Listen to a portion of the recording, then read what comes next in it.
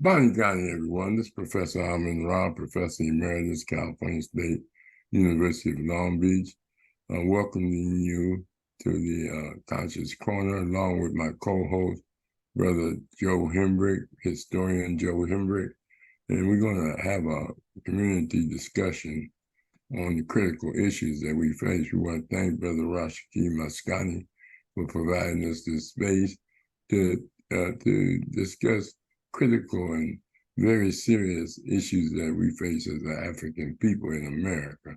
I want to welcome Brother E, and his contributions and how he just is an effective thinker and conscious. That's what Malcolm said. You got to learn how to think for yourself. And as I said, Joe Hembrick, longtime educator for Compton and Linwood Unified, and the first head Black coach for Linwood Unified School District, and a strong student of our history and our culture and our spirituality. So we want to welcome him. So we're going to get started. There's so many issues we face. So many issues we face. We're going to start with the Russians that are in South Africa and Central Africa, and they vowed to take more space on the continent, and they're working with a number of African people.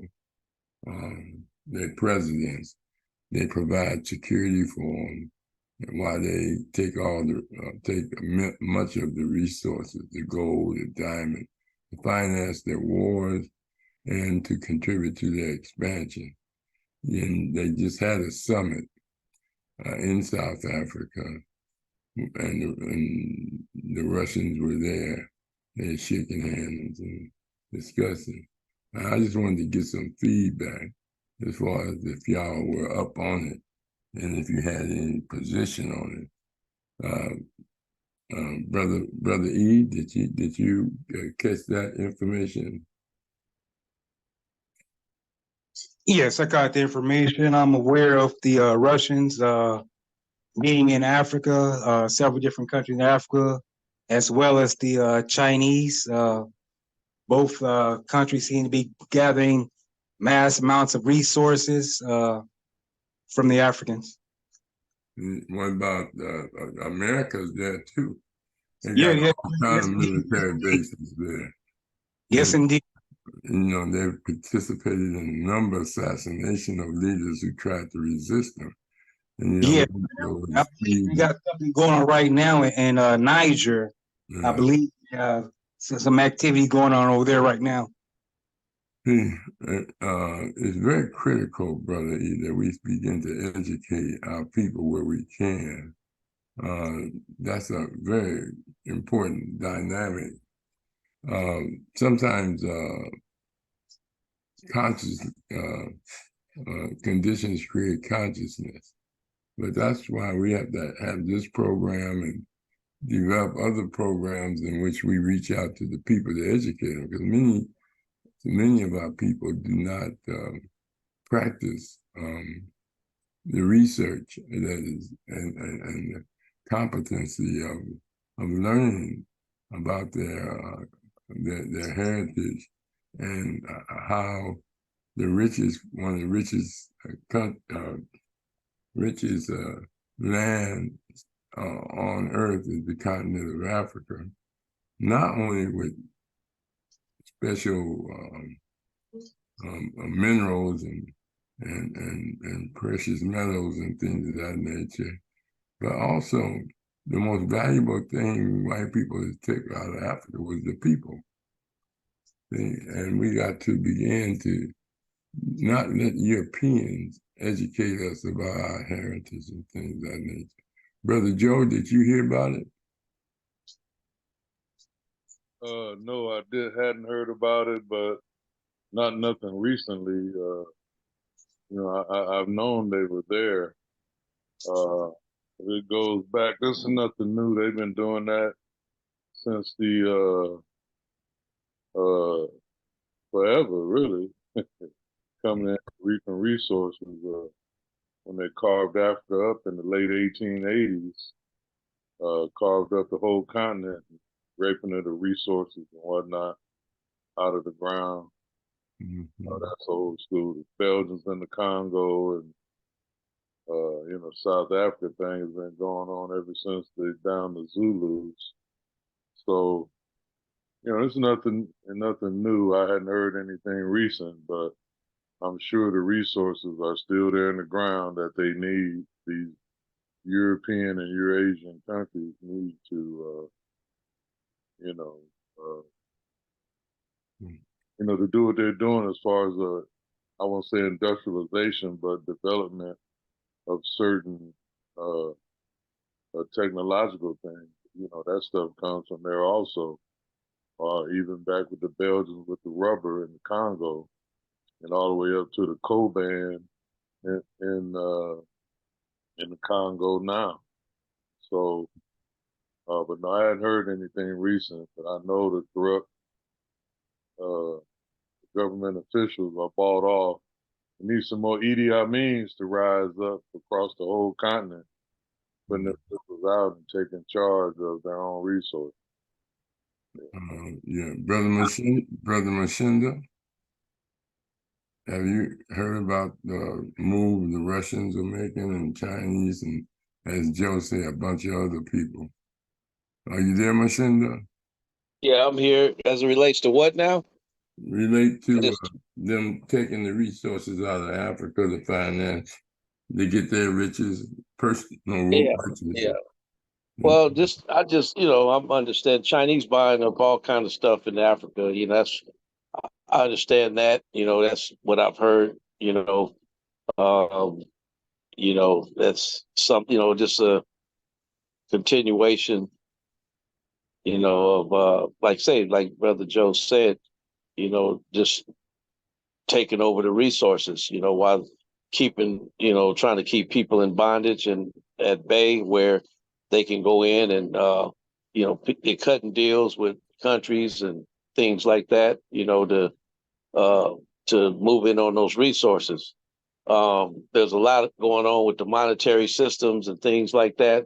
So I don't know. It's pretty deep. It's kind of, I need to do a little more research on that, though. It's just something that's been in the news and things have been going on. But yeah, China's on the move for sure, as far as buying up land and things like that and resources and those types of things. But as far as, their motive, of course, everybody wants to be supreme on the planet, but I have nothing more to add right now. I just need to do more research and listen to what's going on. All right, brother. What about you, Rashaki? I heard on Democracy Now! That the Russians was meeting with some African heads, and they had some program where I think 41 of the African heads of state showed up, and then it was down to 27. I think there's resistance starting to come about, or I'm pretty sure the resistance have always been there. But I think with the ability to communicate more through technology and you don't have you have the propaganda going on a lot, but you have different resources to get information out. And I guess the people, the African leaders that are starting to resist are starting to become more aware of the tactics that they're using to, keep this stronghold of white supremacy in place. So it's a play out of the same playbook where you have these strong heads of states, these white dominant heads of states are continuing the surge on keeping their position as dominant racist people that want to control everything. And you guys are saying basically a lot of things that's true. And this is like you said, Rod, this is why we have to to get educated more. We got to study. I always say that, and I've been harping on this of late, that there has to be a mental change, a changing of values, where people have to realize that the lifestyles that we've grew up living is not a lifestyle we should be living under. It's not constructive to live a contradictory life like, that's presented to us, and you talk about it all the time, Professor Rahh, through the holidays and all of this and that is, and then whatever they teaching us don't really make sense. And we go and play it out as if it's okay. So we have to change the mindset and come up with a different value system. And I think that would contribute to the dismantling of this system that we're in, because we won't feed into it and keep it strong by participating in these non-productive activities that we participate in. But yes, I'm aware of the constant bombardment of other nations in Africa exploiting the resources and the people. Okay, well, a lot of times we have a tendency to get comfortable in our own oppression. And what I mean by that, some of us don't reflect on the critical issues that we face as a people. And I'm not changing the subject, but they do it here with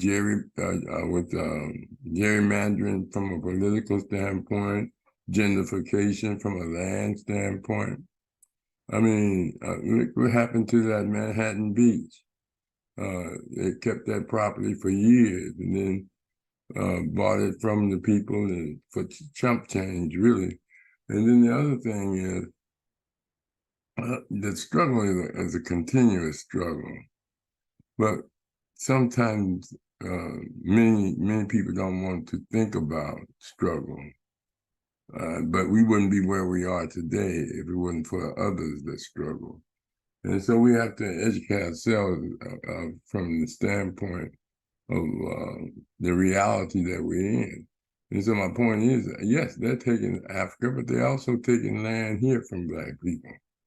We can go to Rosewood, we can go to Black Wall Street, we can go to very land that they thought was valuable. Black farmers are taking their land, the Black ranchers. See, if you think they're gonna put it all in the news, no. We have to research and discuss. And in the program you got, Rashiki, writing and things of that nature, and writing, putting that book out. Those are things we have to do, and what we should be thinking about doing. But at the same time, you see, white folks didn't fight their way into this country, what they call America now. They came in as guests. The Native American welcome. That's what Thanksgiving came from.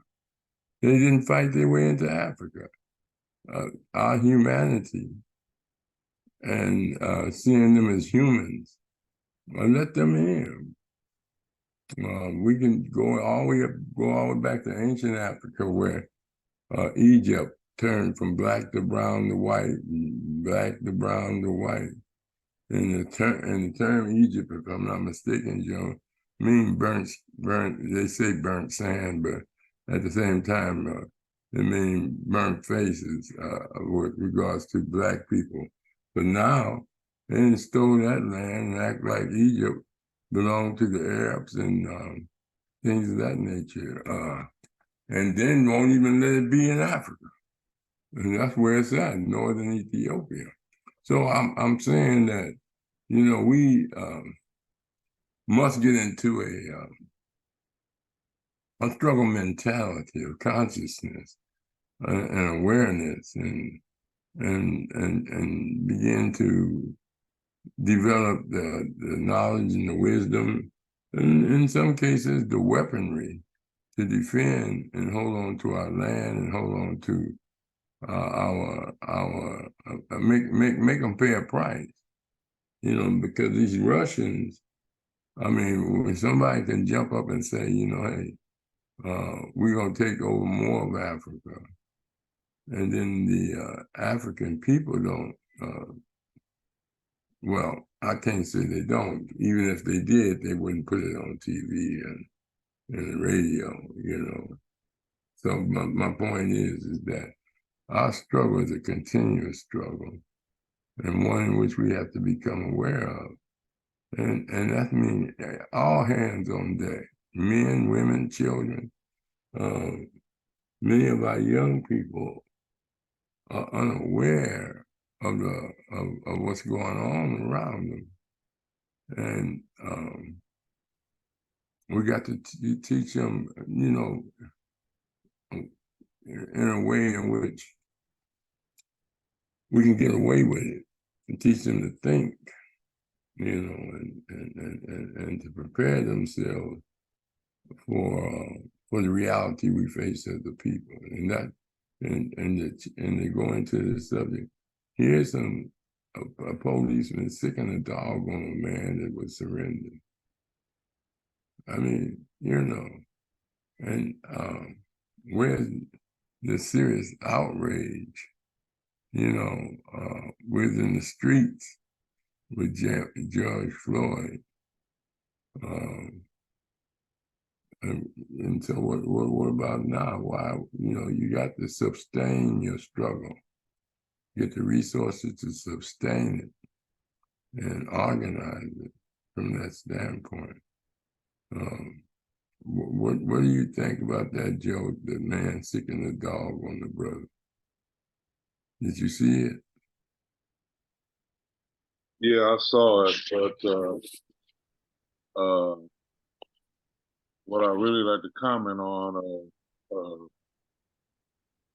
Rahh, I looked at the video you sent. I think it was you who sent it out the other day. They were talking about this point. Many of our people get out of struggle and think they have arrived because they think they've obtained the American dream. Everything's going okay, and they don't want to rock the boat to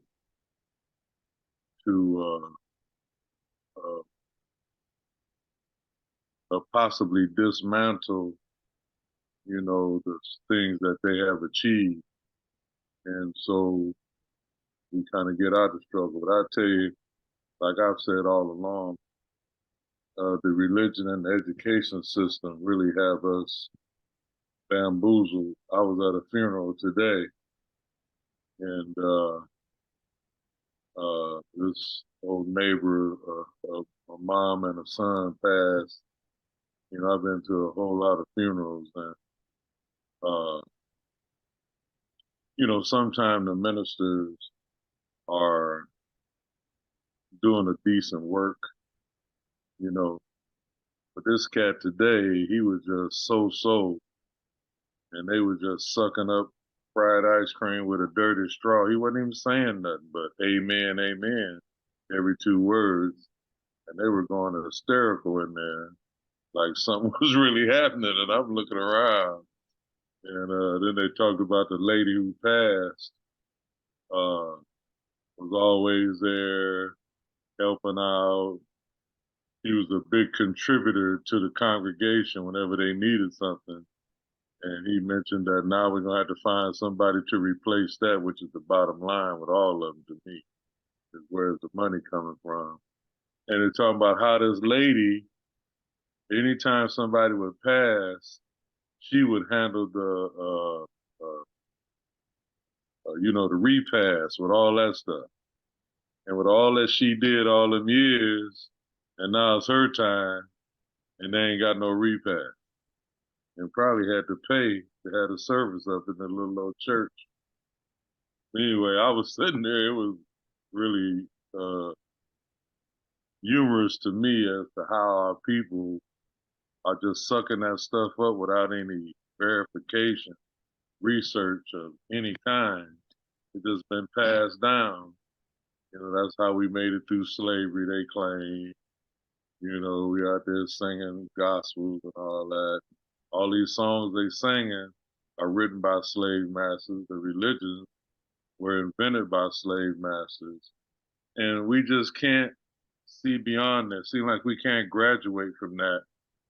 But I tell people all the time, if you study the history of your people, you can see it plain as day, but our people are not going to do any study. Just like on the point you're talking about today, Professor Rob, about these foreign countries that are, you know, ripping Africa off for all of its resources. But they've said for the last 500 years, if anyone rules this planet, it's going to be one of them, a European.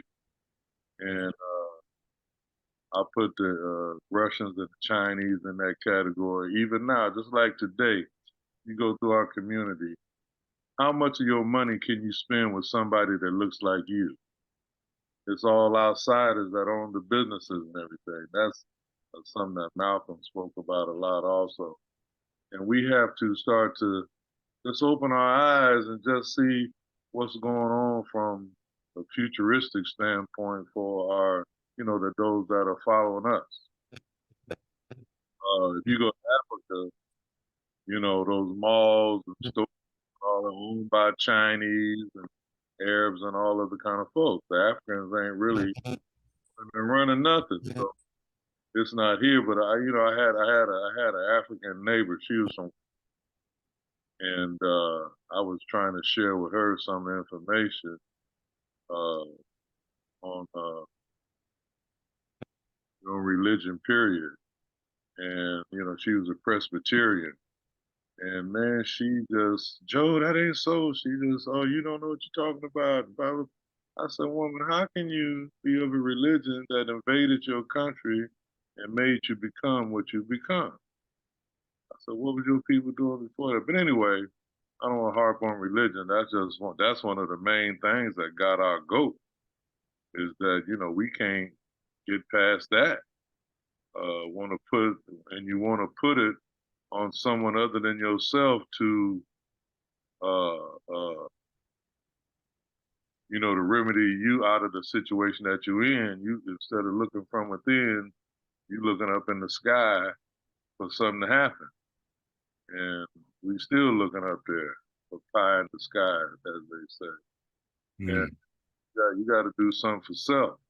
And I think it's enough in our history that we would look back at it and apply some of that to the present day. Like I say, with Idi Amin in Uganda,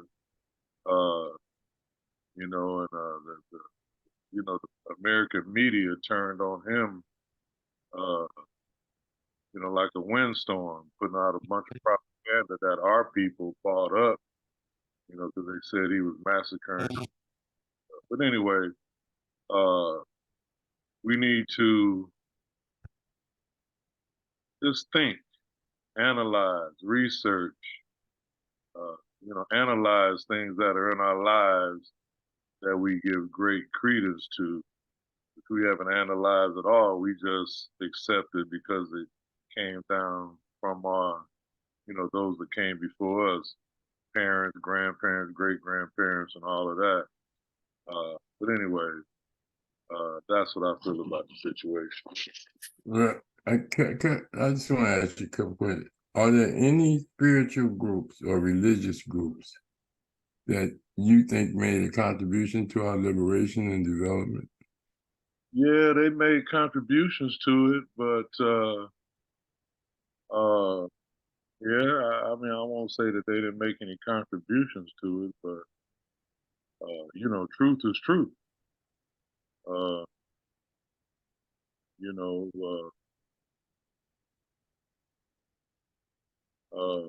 it's just some made up stuff that they got people believing. Right. You know, Well, are you saying that Martin Luther King, who had a Christian movement, he started the Southern Christian Leadership Conference. He marched, he demonstrated, and he weaponized their religion with our people. The same way with Louis Farrakhan and the Honorable Elijah Muhammad, who was the first to challenge, one of the first to challenge the white religion by calling them devils, and built the Nation of Islam under the auspices of do for self, that practiced that ideology. And then there were a number of other smaller religious groups, Reverend Sullivan, who started OIC, Occupational Industrial Center. I'm not saying that some of the religions have abused it and used it as a job and used it as a hustle. But you can find people that's not religious doing that, hustling and doing things. And people believe, in certain things that they find that gives them a sense of strength and a sense of hope, and I'm not saying that those that believe they're going to go to heaven and things of that nature and believe that, the various things that some ministers are preaching. But there are some, Harriet Tubman was very spiritual. Marcus Garvey was a devout Christian. And I'm just saying that I really... Can I chime in a little bit on this, Professor Rahh? Yeah, go ahead. He asked the question. I was going to wait for him to finish while I followed up. Okay, I just wanted to get in on this one a little bit, but go ahead. I'll wait.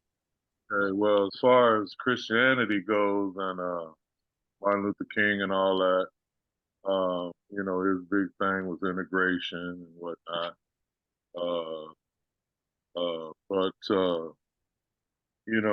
With that segment of what he was promoting, kind of took us out of where we were at the time of, I'm more of a Booker T. Washington fan myself, about ownership, about having your own, and with the civil rights struggle with King, kind of put a big damper on that. I'm not saying it was all attributed to King, but that was the start of us not having what we used to have.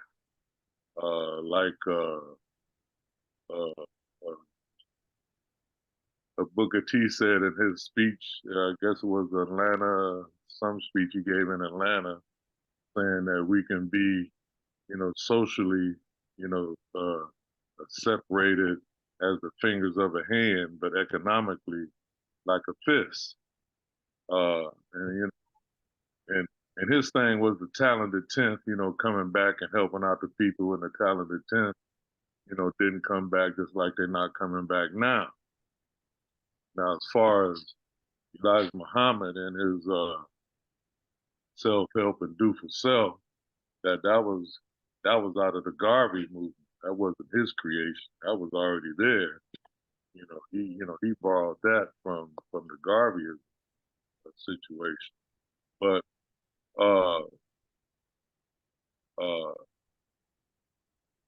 what was and as far as Malcolm goes and with the nation, in which I never heard Malcolm, Elijah Muhammad, or any of the higher Farrakhan speak on the fact of the Arab enslavement of Africans thousands of years before the Europeans. I never heard one iota come out of their mouth regarding that. So, which was much more, treacherous than the European enslavement. As far as I could see from the stuff I studied, things that they were doing to the people, to convert them over to that way of religious thinking. It was that or your life. Hispanic Inquisition, the cutting off of heads with the swords, and submit to Allah, meet your maker, and all of that. And all I'm saying is, what was our people doing prior to any of that coming into existence? Is what I try to point our people to. If we can say how far back it goes, but some of the stuff can still apply today. I heard you talking about my aunt when the show initially started, and you know that's a stolen African thing also. So my thing is, we can get back to what we were about before we met any outsiders. Uh, I think that we'll be on the road to recovery. Go ahead, Rashiki. All right. Well, we'll see. I think it's a lot when it comes out now. What I could do is I could look at my journey, and when you're coming up in this type of a system, and everything you look to, and you look to it, and you look to it for some guidance, because we're those type of beings where we need to get our guidance from other human beings to learn your environment and survive.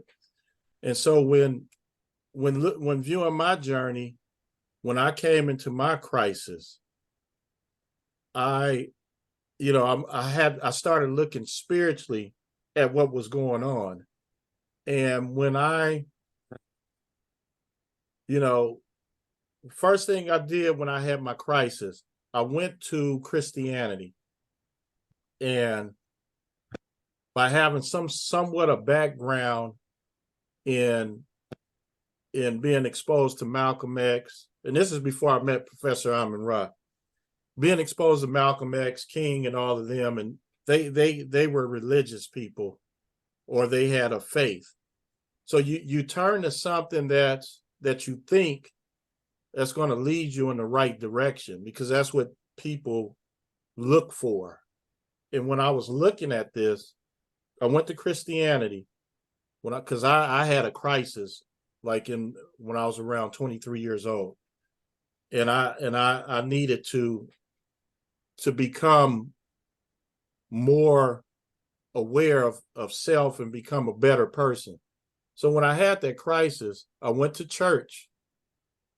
And then when I went to church, I saw how there was many contradictions, especially when it comes to Black and, to race. So I kind of got away from that. I met Professor Rahh. Professor Rahh presented some information to me that was pretty pertinent and kind of life-changing. And then this is when I started getting into the Black Studies program and learning about Black religions, or religions based off of ethnicity, and African religions and the Nation of Islam. And you look at Malcolm, you look at Elijah Muhammad. Then I started learning about Garvey. I didn't even know Garvey was a Christian until Rob mentioned it. I just knew that Garvey was a strong Black man that wanted to do for self and have us do for self and become a strong people. So to not rattle and rattle, the religious text talks about things that make sense, and then there's some things that don't make sense to me.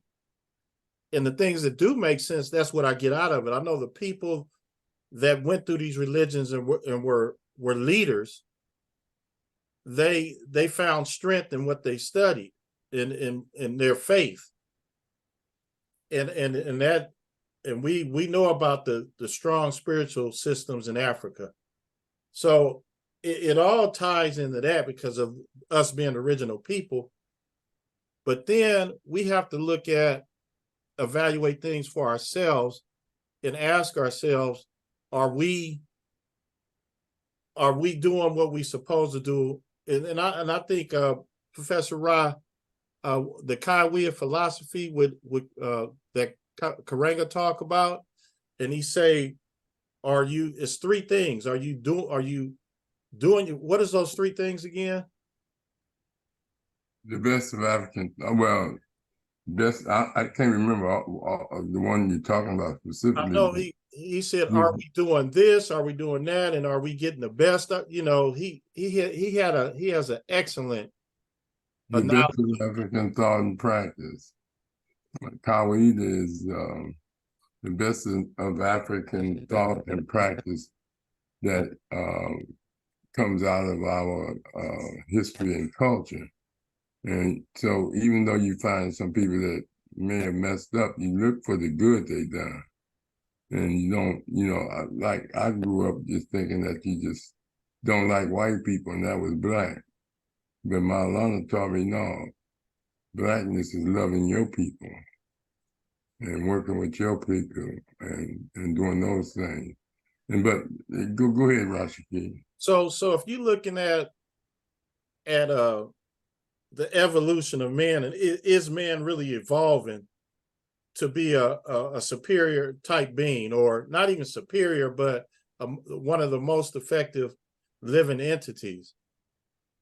You got to question that we are far away from that, because I got this saying, we're not that far from the cave because of our behavior and how dogmatic we can become.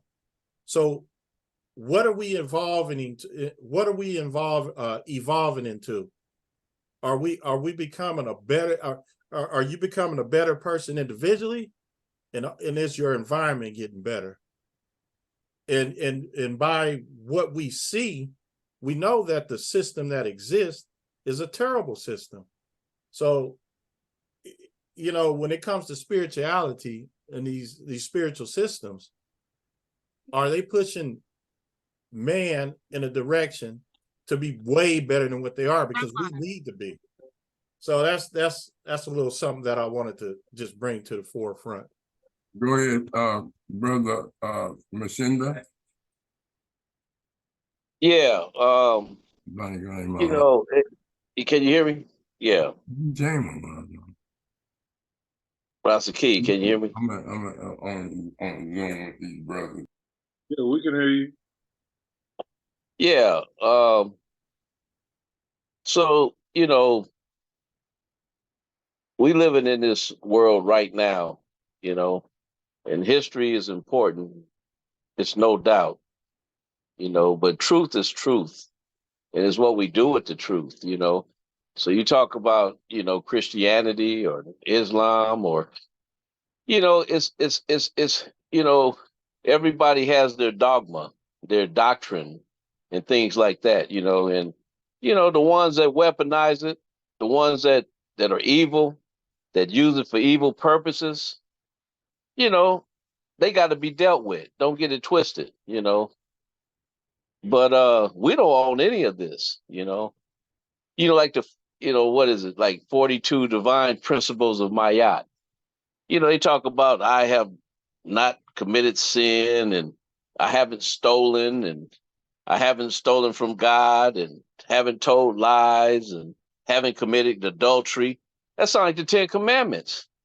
Well, we know where it came from. You know, yeah, y'all rewrote, y'all trying to rewrite the book or trying to steal from. So are you stealing? You know, so you know, no, you might have borrowed from it, you know. So what I'm saying is the truth is just truth. You know, I don't care who wrote it. It don't even matter, you know. Don't matter. None of it really matters, but it matters in this day and age because we know that there's a war. So we got to claim, you know, our righteousness. We got to, you know, claim our, like Sister Linda talks about the inventions. You know, our kids need to know about that. You know, the white man didn't create the stoplight and the traffic signal and the peanut used for multiple uses and so forth. And, you know, we can go on and on about the inventions, you know. So, no, it has its place in history. That's why they're trying to trying to take it all out. They don't want you to know about, you know, what happened prior and who did it. But really don't matter who did it.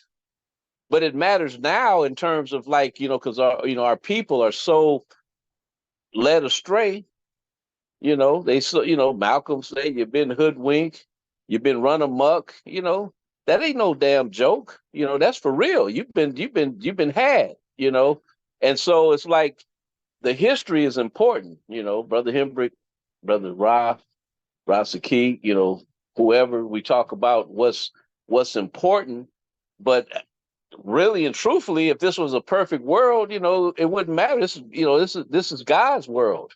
Who is God? You know, we say Ra, Ka, you know, you name whatever you want to name it. You know, they got different cultures and different on the planet, but you know, let's give credit to the African, to the Kemet, you know. Let's give, you know, so that's, you know, so I mean, don't get me wrong, we have to acknowledge the original because we've been turned into savages. We've been turned into other things over a period of time. So we're just taking back our power like, hey, wait a minute, because that's what's lacking in the communities is that we don't even know who the hell we are, as Brother Hembrick talks about all the time. We lost in the woods, you know.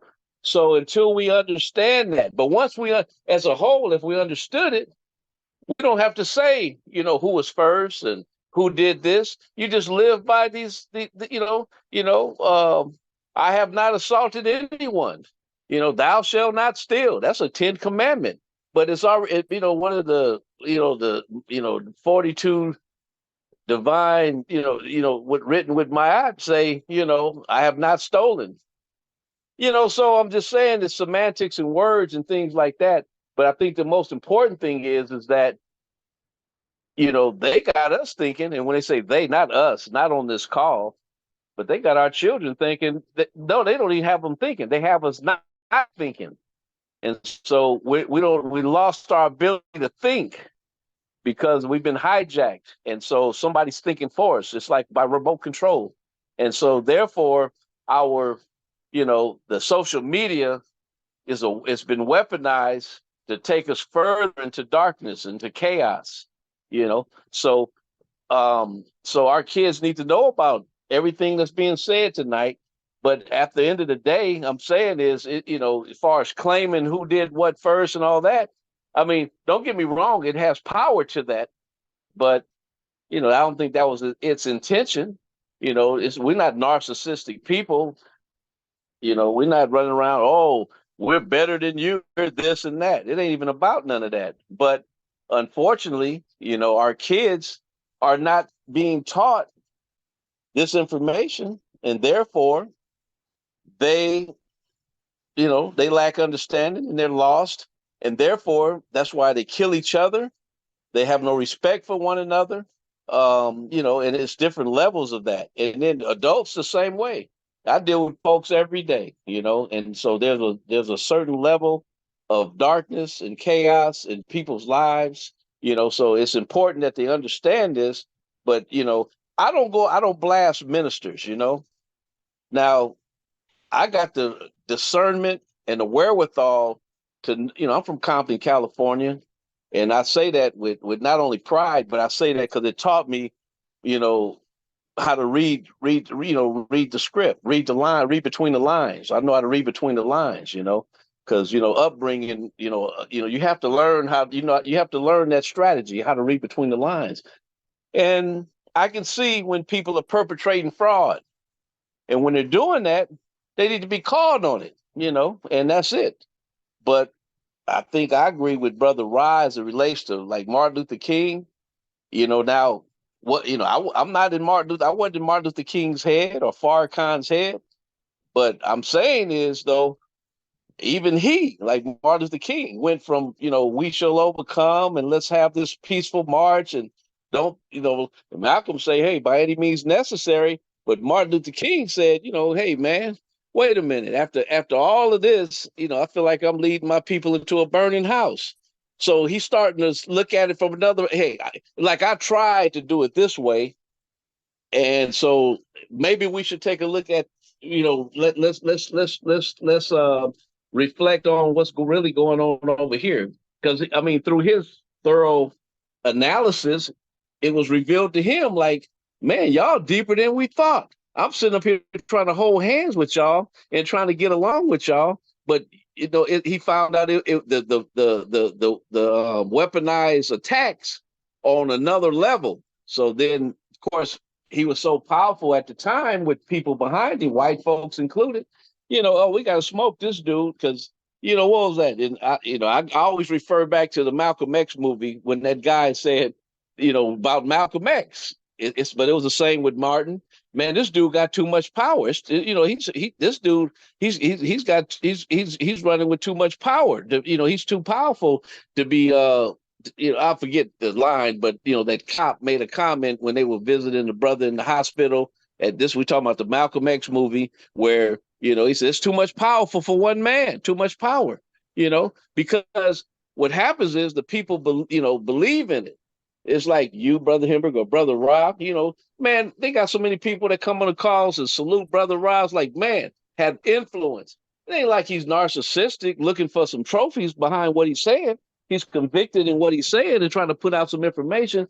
But at the end of the day, real recognizes real. And, people who speak truth to power, they are always going to be under attack. They're going to always be under assault.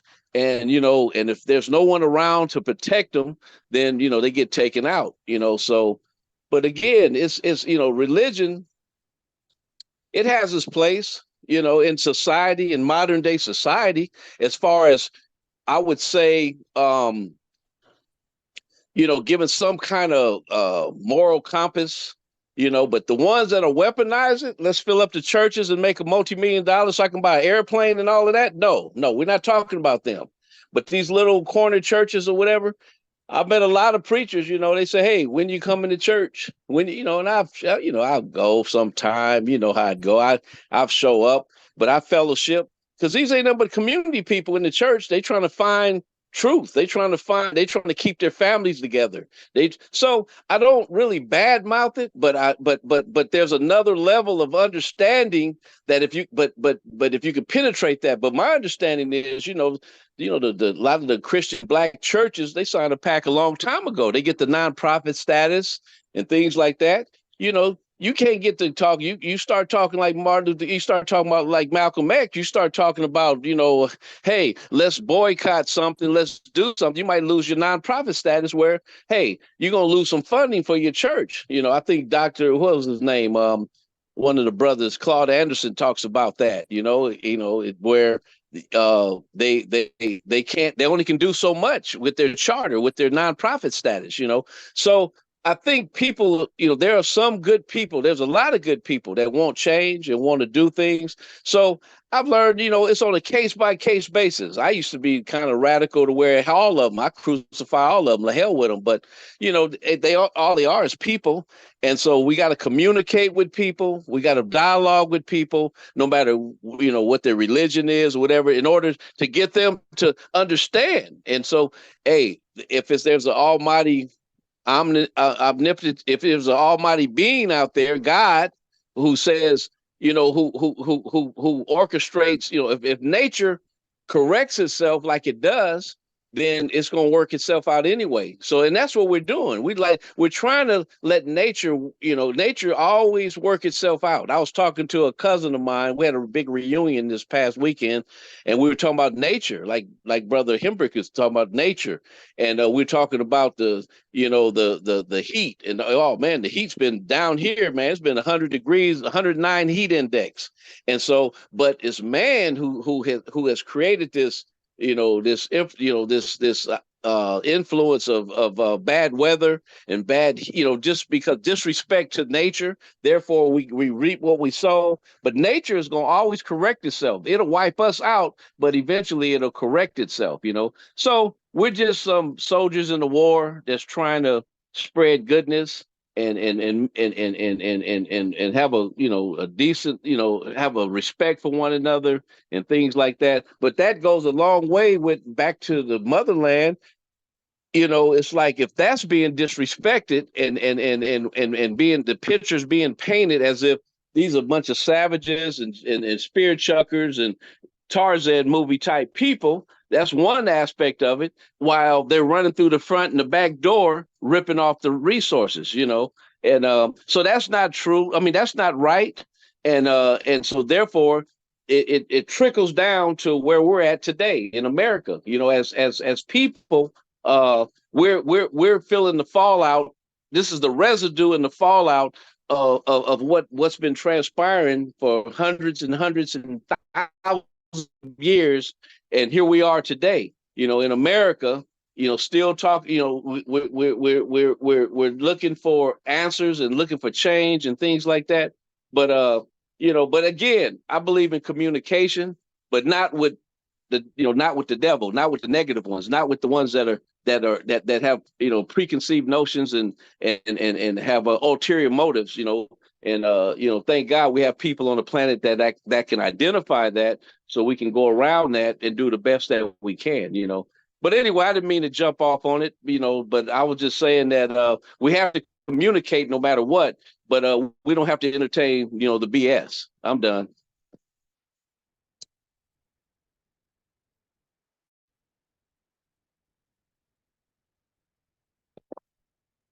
You're on mute, Professor Rahh.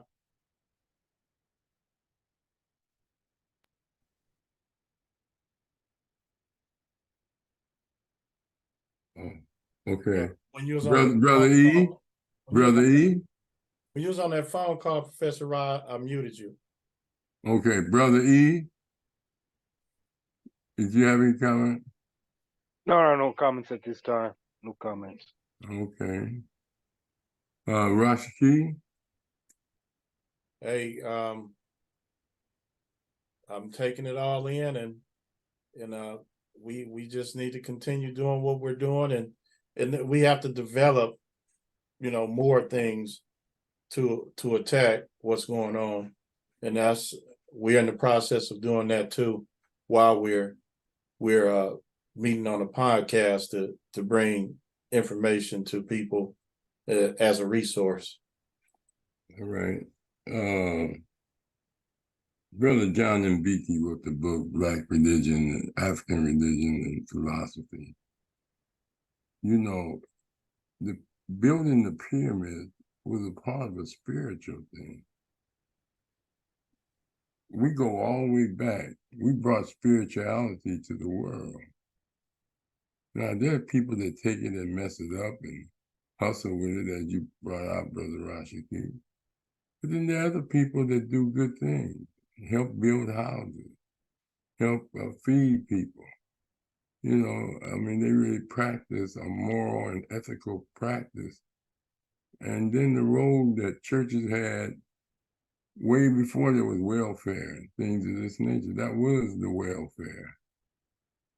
We used to go and, when I was little, young rather, my father would take us, we'd go to church, he'd take us across the tracks in Pueblo. And churches used to have ball games and community picnics and things of that nature. I agree with Joe. There are a lot of people make you just say, hey, I ain't into it. But Malcolm even said, let's don't discuss religion, because we'll be arguing all day. You know, and if your religion ain't done no more for you than what it has, you need to put it in the closet and forget it anyway. But some of our greatest leaders and greatest organizers used the church and weaponized it. They weaponized it.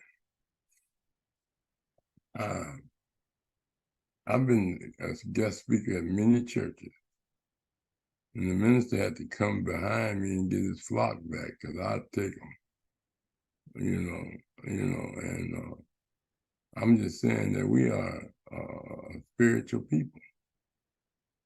We're spiritual people. John and Beatty talked about the fact that when we chop down a tree, we talk to the tree. You know, if we kill the animal, I'm sorry I got to kill you, but I got to feed my family. You know, and I'm just saying that, you know, I met people, they learn their understanding of life through spirituality. The Nation of Islam got a lot of people off drugs.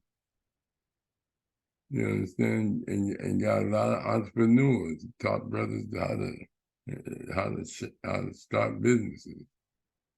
I know I was working with them. I was dealing in psychological warfare, out here in certain areas.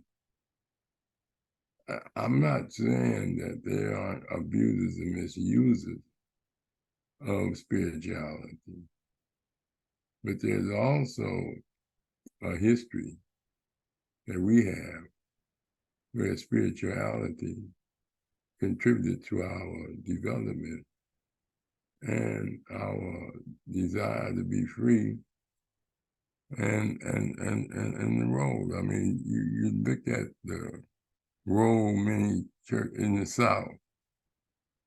I mean, Sunday, everybody got dressed up. That was the only time they got dressed up. Sunday go to meeting clothes. But they were happy with the choirs, and they were happy when some ministers began to perform and turn it into a circus or turn it into that.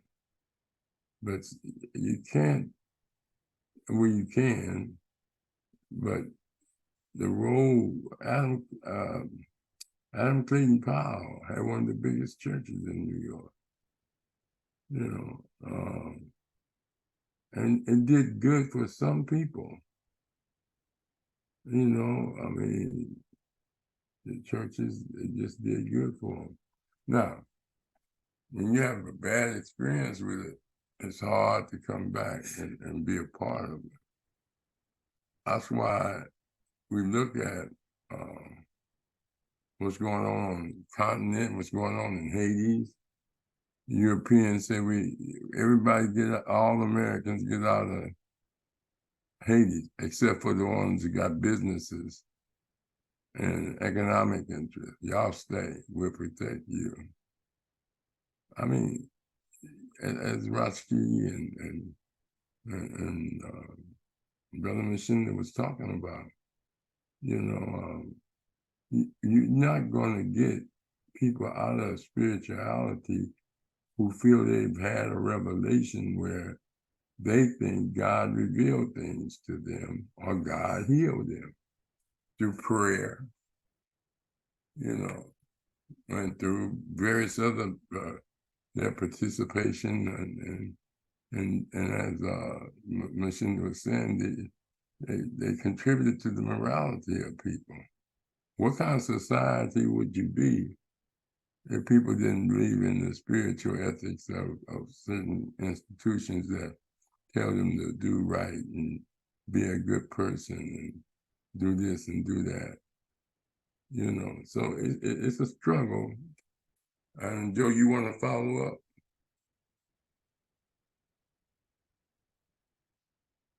Joe?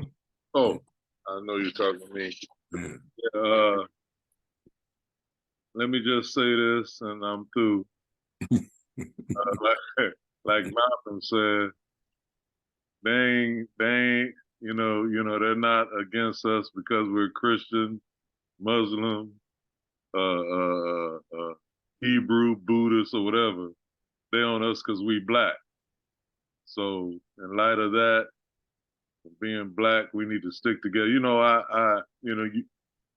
guys know that I'm an advocate of nature, of the Neteru. And every evening, I watch the crows that come through my neighborhood.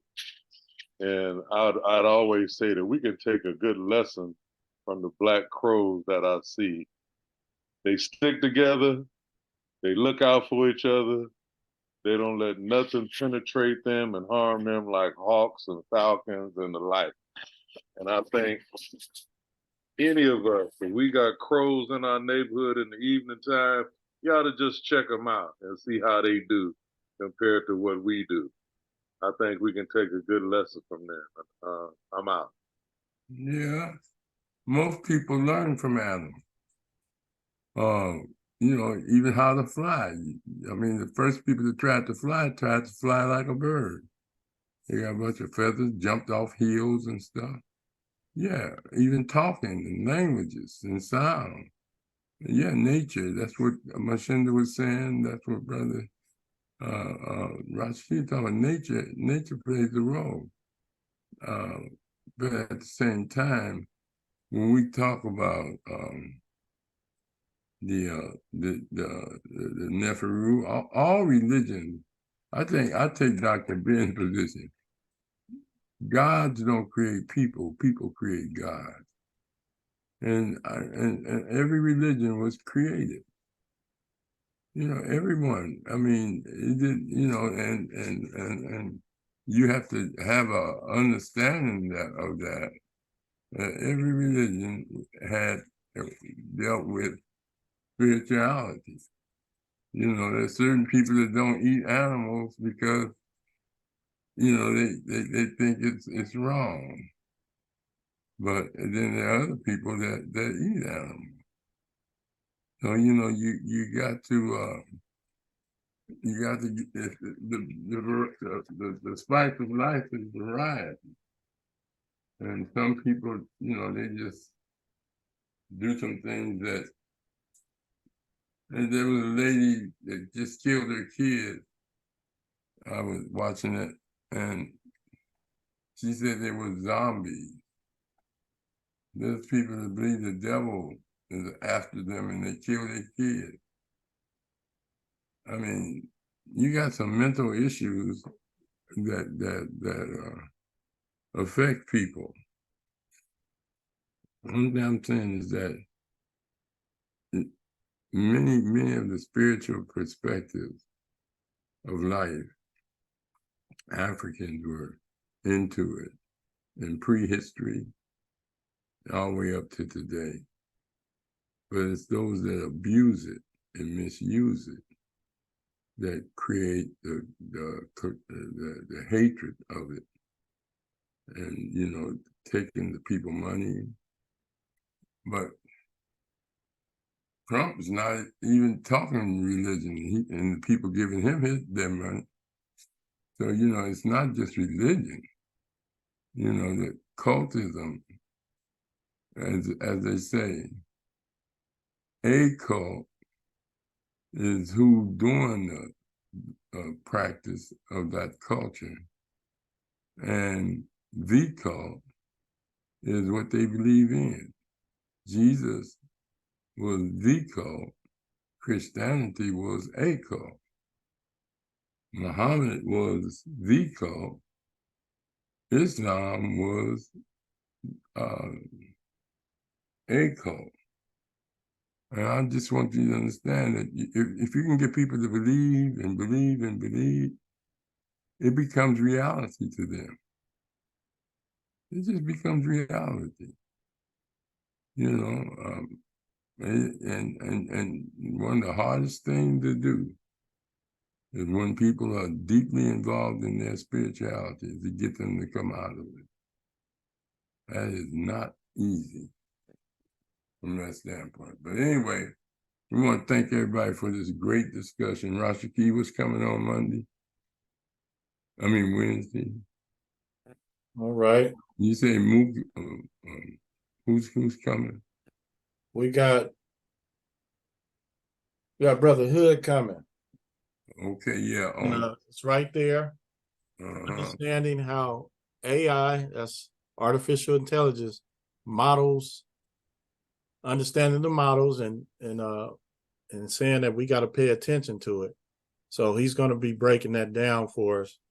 He's going to present some information to us.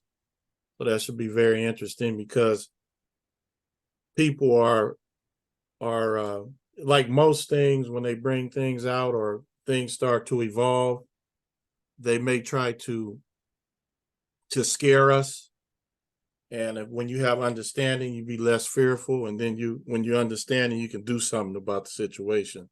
So looking forward to that.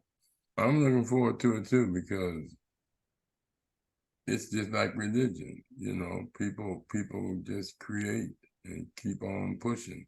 When it comes down to artificial intelligence, talking in the phone today and telling the phone who to call without you dialing. There's all type of examples of the evolution of people creating and advancing knowledge and technology and all of that. So artificial intelligence has been here for a long time. That's my point. In different forms and in different ways. You know, you use a computer, and you can look. Yeah. Are you relating religion to artificial intelligence? Well, that's that. Yeah. Yeah, that's all. That's a good observation. Something to think about, because it's mind control. A lot of things are just here to sway the way you think. And if some people give you their mind. You know, do something for me. I mean, make me a better person. When you go to school, you know, you got to deal with what the teachers say, even though you may have a different view. But you want to get that A, and you want to pass. And so people do that. You know, I mean, it ain't no joke. But anyway, we'll see you Wednesday. All right. Each one teach one, Conscious Corner. All right. Taking our pause. All right, brother.